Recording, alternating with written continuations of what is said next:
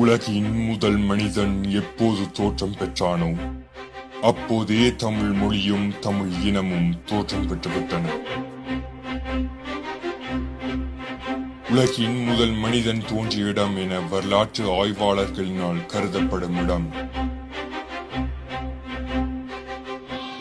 கிறிஸ்துவுக்கு முன் 30,000 ஆண்டுகளுக்கு முன்பு பாண்டியர்களின் ஆட்சியில் குமரிக்கண்டம்.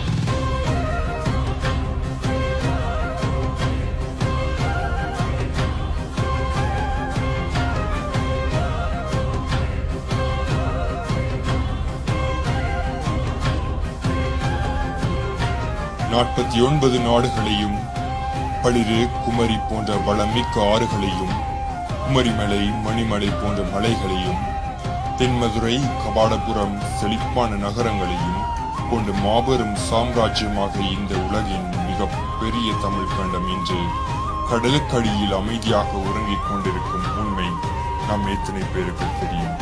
இன்று தனித்தனி நாடுகளாக உள்ள இந்தியாவின் கன்னியாகுமரி, ஆஸ்திரேலியா, தென் அமெரிக்கா போன்ற நாடுகளை இணைத்தவாறு இருந்த இடம்தான் குமரி கண்டம்.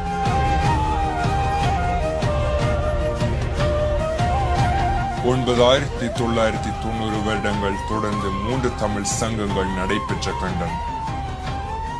பரிபாடல், பேரதிகாரம், களரிவிரை அகத்தியம், தொல்காப்பியம், பூத புராணம், அகநானூறு, புறநானூறு, நாலடியார், திருக்குறள் போன்ற நூல்கள் இயற்றப்பட்ட கண்டம் பிற்காலத்தில் ஏற்பட்ட கடல் கோளினால் முற்றாக அழிந்து போனது.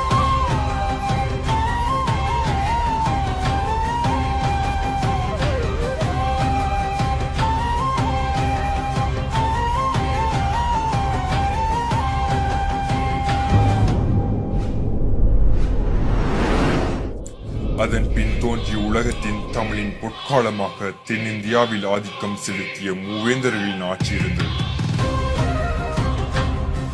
இவர்களில் சோழர்களின் ஆதிக்கம்,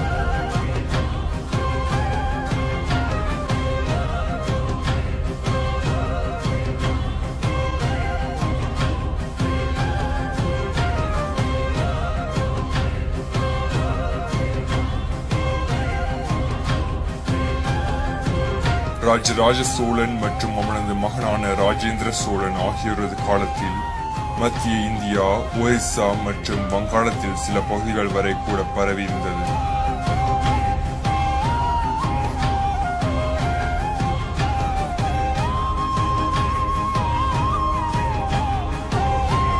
அத்தோடு நின்று விடாமல் கடல் கடந்து சென்று இலங்கை, அந்தமான் மற்றும் நிக்கோபார் தீவுகள், லட்சத்தீவுகள், Sumatra, Java, Malaya, Cambodia, Vietnam ஆகிய நாடுகளை கைப்பற்றியதோடு தமிழரின் கலை தாக்கத்தையும் தணித்தான்.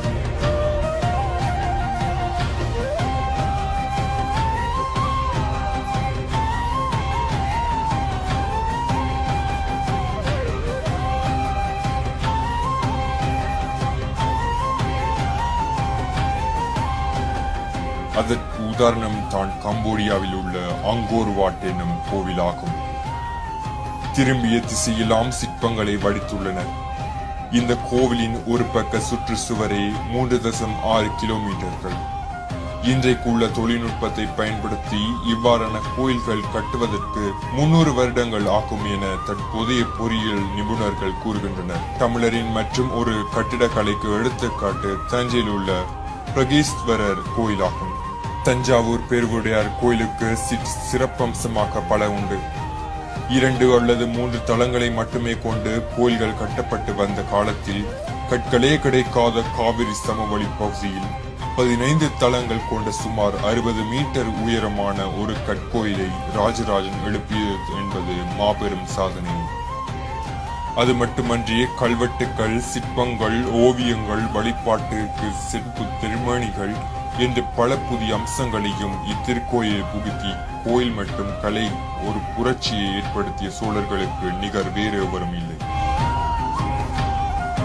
இவ்விரு கட்டிடக்கலையும் தமிழர் செய்த அதிசயம் என்றே கூறலாம். உணவையே மருந்தாக உட்கொண்டான் ஆதி தமிழன்.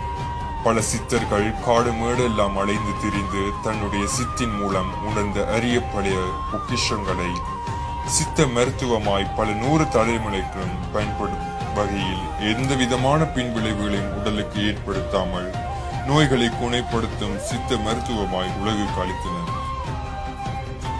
இந்த அவசர உலகில் நாம் எல்லாம் உடனடி தீர்வை நாடி உடலுக்கு வேண்டப்படாத ரசாயன பொருட்களை உடலுக்கு செலுத்தி தீர்க்க முடியாத பின்விளைவுகளை நமக்கு நாமே திட்டத்தின் மூலம் விலை கொடுத்து வாங்குகின்றோம். குழல் புண்ணீங்க, சிறு பிள்ளைக்கு அருணாகயிறு கட்டுவது, முற்றத்தில் துளசி செடி வளர்ப்பது, வெண்கல கிண்ணத்தில் நீர், மஞ்சள் உடலில் பூசுவது போன்ற பல்வேறு மருத்துவ குறிப்புகளை கையாண்டுள்ளனர். செயற்கோள் உதவி இல்லை, தொலைக்காட்சிகளின் துணையும் இல்லை. ஆனாலும் 12 மாதங்கள் கால நீடிப்பினை அறுதிட்டு கூறியுள்ளனர் நம் பண்டைய தமிழர். 16ஆம் நூற்றாண்டில் வாழ்ந்த ஐரோப்பிய விஞ்ஞானியான நிக்லாஸ் கோப்பர்னிக்கஸ் சூரிய மைய மாதிரி கொள்கையினை முன்வைத்தார்.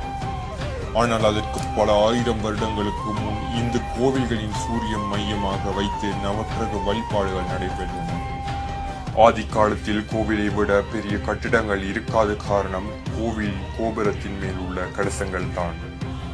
இவைதான் அக்காலத்தில் இடித்தாங்கிகளாகி இருந்தன. இது கோவிலை சுற்றியுள்ள 75 கிலோமீட்டர் வரை இடி தாக்காமல் காக்கும்.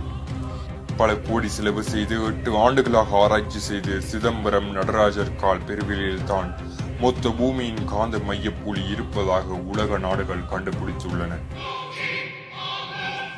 தமிழரின் உலகம், மொழி, பிறப்பும் வாழ்வும், உளவு, உடை, உணவு, உடல் அறிவியல், தமிழர் மருத்துவம், இலக்கியம், நுண்கலை, தமிழிசை, ஆடல் கலை, அணிகலன், தாவரவியல், தமிழர் அளவைகள், கடல் நாகரிகம், கட்டடக்கலை, மண்ணியல், வானவியல், விளையாட்டு போன்ற துறைகள் பல புரட்சியை ஏற்படுத்தினான் ஆதித்தமிழர்.